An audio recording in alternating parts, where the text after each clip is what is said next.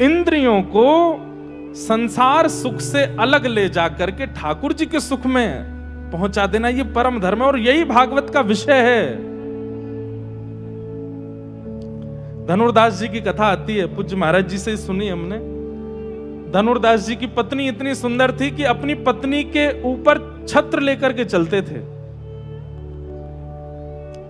और छत्र लेकर के सीधे नहीं चलते थे, उल्टे चलते थे। पत्नी बहुत सुंदर थी तो छत्र लेकर के भी पीछे नहीं चलते थे, आगे आगे चलते और उल्टे उल्टे चलते, उसको देखते हुए चलते थे। इसी भाव का दर्शन श्री रामानुज स्वामी जी महाराज ने कर लिया, श्री रामानुजाचार्य जी ने कर लिया। सब तो हंसते थे धनुर्दास पे, लेकिन आचार्य चरणों ने मन में विचार किया, इसमें देखने का गुण तो है पर संसार के प्रति है। यदि ठाकुर जी के प्रति हो जाए तो अपनी दृष्टि गुण से ही ठाकुर जी की प्राप्ति कर लेगा। अभी इसकी इंद्रियां हैं, अब वह इंद्रियां सद्गुरु बना दी जाएं। और आचार्य चरणों ने अपने पास बुलाया धनुर्दास को। धनुर्दास से कहा, तुम अपनी पत्नी के ऊपर छत्र लेके क्यों चलते हो? तो धनुर्दास बोला, वो है ही इतनी सुंदर, मुझे लगता है सूर्य की किरण कहीं उसकी सुंदरता को ओझल ना कर दे, और मैं उसको देखते हुए चलता हूं क्योंकि उससे मेरी दृष्टि हटती ही नहीं है। रामानुजाचार्य जी महाराज बोले, अगर उससे सुंदर हमने किसी और को दिखा दिया तो धनुर्दास कहते हैं, मैं प्रमाणित कह सकता हूं कि मेरी पत्नी से सुंदर कोई नहीं होगा।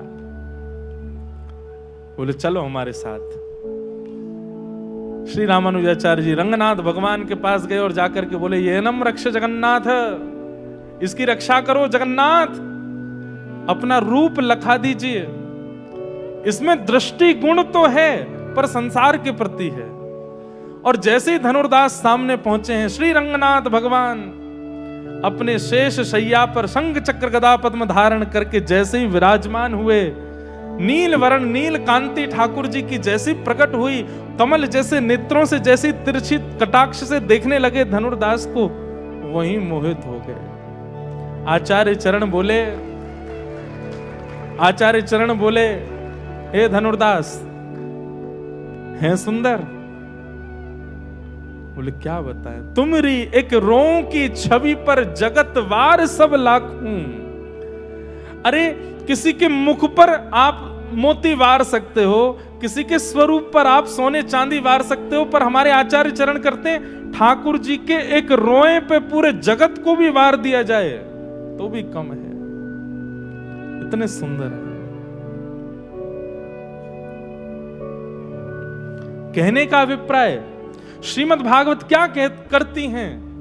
जो इंद्रियां हैं, जो संसारी सुखों में सुख लेती हैं, श्रीमद् भागवत की कथा उन इंद्रियों को ही आचार्य बना देती है। और फिर स्थिति, परम धर्म क्या है? इन इंद्रियों से उपयुक्त क्रिया करना यह धर्म हो सकता है, पर इन इंद्रियों से केवल कृष्ण इच्छा रखना यह परम धर्म है।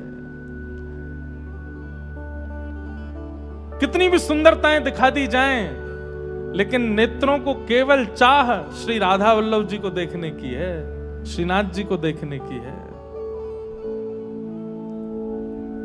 कितनी भी सुंदर भाव सुना दिए जाएं, पर कानों को तो केवल कृष्ण नाम सुनने की इच्छा है। कितने भी बहुव्यंजन सुना दिए जाएं, पर जीव को इच्छा तो केवल ठाकुर जी के अधरामृत को पाने की है। कितने भी स्पर्श करा दिए जाएं, पर त्वचा को तो केवल ठाकुर जी के आलिंगन की इच्छा है। ये परम धर्म है। और ऐसे परम धर्म का निर्माण चित्त में हो जाए, तब समझो कि भागवत जी के आश्रय आपने लिया।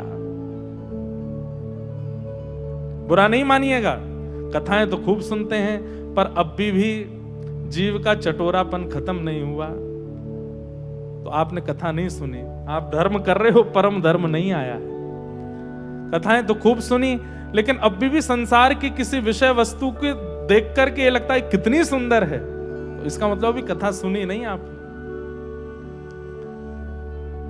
सामान्य संगीत सुनकर के आपको लगता है हा कितना बढ़िया है, कितना बढ़िया है, कितना बढ़िया है, लेकिन उस संगीत में कृष्ण नाम नहीं है, तो समझो अभी आपने कथा सुनी नहीं है। संसारी विषय की बहुत प्रशंसा आपके चित्त में प्रकट हो रही है कथा सुनने के बाद भी, तो अभी कथा ने आपको स्वीकार किया नहीं है। भागवत जी का विषय क्या है? चित्त में परम धर्म की उत्पत्ति होना। और परम धर्म क्या है? सर्वांगीण इंद्रियों से केवल और केवल श्री प्रिया प्रियतम को भजना, उन्हीं को निहारना, उन्हीं को सुनना, उन्हीं को देखना, ऐसी भाव। अच्छा, अब एक बात, ऐसी स्थिति किसकी बन सकती है कि इंद्रियां केवल ठाकुर जी की हो जाएं? ऐसी स्थिति, इतने लोग बैठे हैं कथा में, इतने लोग लाइव सुन रहे हैं कथा को, पर ऐसी स्थिति की सर्वांगीण इंद्रिय से केवल कृष्ण चाह चित्त में हो, ऐसी स्थिति बनती किसकी है? तब यहां पर दूसरी बात में अधिकारी बताया गया। परम धर्म का अधिकारी कौन है? तो कहते हैं निर्मत्सराणाम सताम, जिसके चित्त में मात्सर्य दोष नहीं। किसी की प्रशंसा आपके सामने की जाती है और उसकी प्रशंसा सुनकर के आपके मन में आता है, अरे तुम क्या जानते हो, तुम तो ऐसे बोल रहे हो, उसकी असलियत तो हमको पता है, उसके बारे में तो हम जानते हैं, वो कैसा है, कितने पानी में, हमसे पूछ लो। मतलब आप व्याकुल हो गए, आप उसकी प्रशंसा सुनकर के ईर्ष्या भाव आपके चित्त में प्रकट हो गया, तो इसका मतलब है कि आप परम धर्म को जीवन में नहीं ला पाओगे। ईर्ष्यालु व्यक्ति नहीं। मात्सर्य दोष का मतलब ईर्ष्या ही होती है। मैं कथा में एक बात कहा करता हूं, पूज्य महाराज जी भी हमारे बैठे हैं, पूज्य गोवत्स महाराज जी बैठे हैं। महाराज जी शायद आपके भी पता नहीं चिंतन में आया कि नहीं, ठाकुर जी ने सब दोषों से युक्त भक्तों को स्वीकार किया, केवल ईर्ष्यालु भक्त को स्वीकार नहीं किया।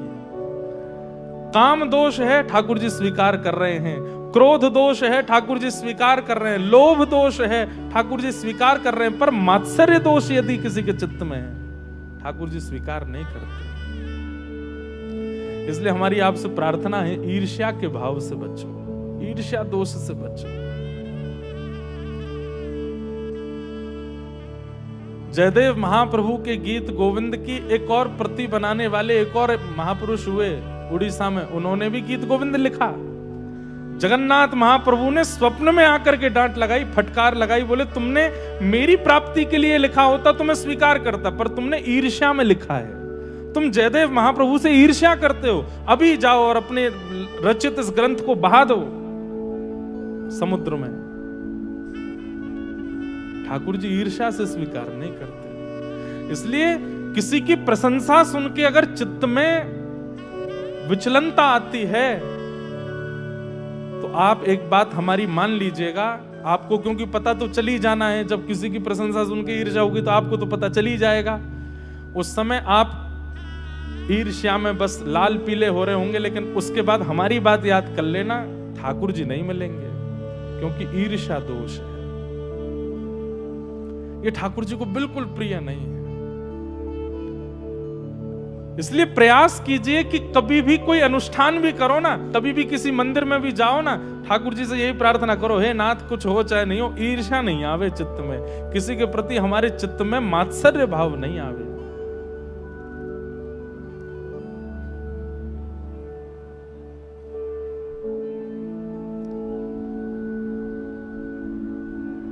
ईर्ष्या भाव चित्त में नहीं आवे।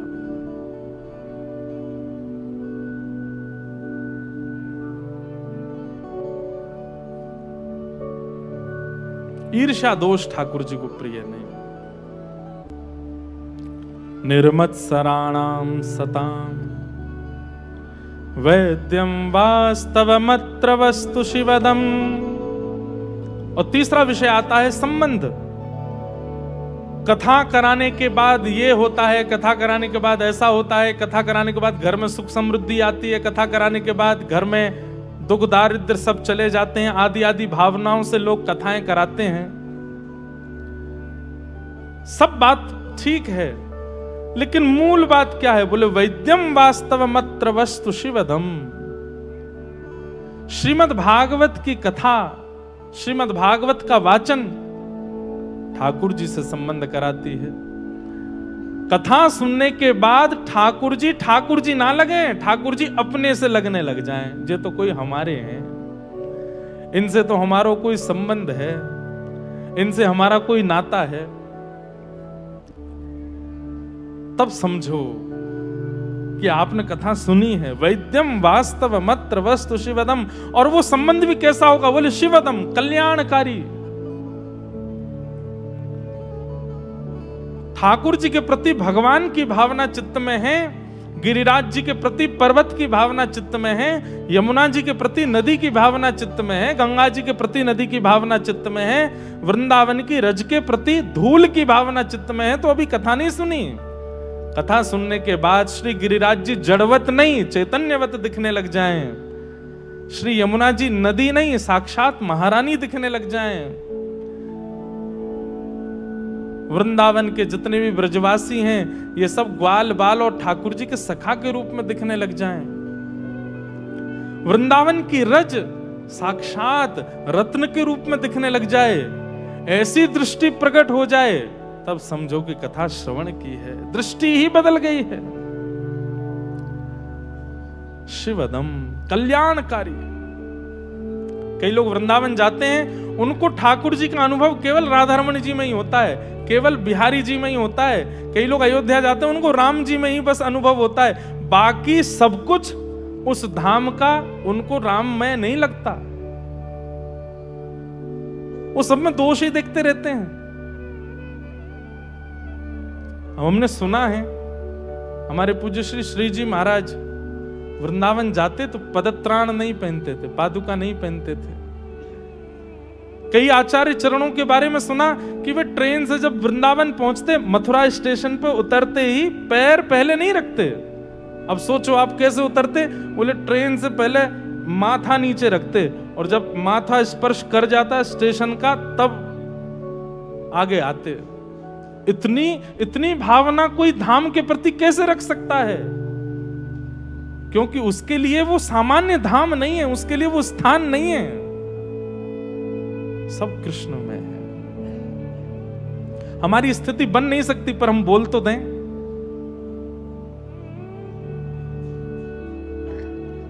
रज के प्रति मिट्टी की भावना नहीं, साक्षात लगे कि ये तो हमारे श्री ठाकुर जी के श्री राम कृष्ण चरण स्पर्श प्रमोद। गोपियां वेणुगीत में कहती हैं कि ये व्रज की रज और श्री गिरिराज जी कितने भाग्यशाली हैं। बोले क्यों? राम यानी कि बलराम और कृष्ण, इनके दोनों के निरावृत चरणों का स्पर्श प्राप्त हुआ है।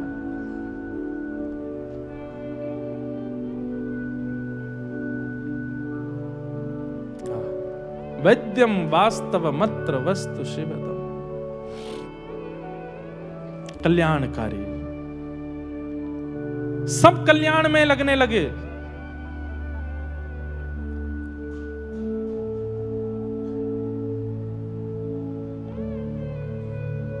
तापत्रयोन्मूलनम, भागवत जी का प्रयोजन क्या है? आदि दैविक, आदि भौतिक और आध्यात्मिक तापों का जो उन्मूलन कर देती है। ताप आते तो हैं जीवन में, पर इतना प्रभाव नहीं डाल पाते अपना। ये भागवत जी के आश्रित व्यक्ति का स्वरूप हो जाता है।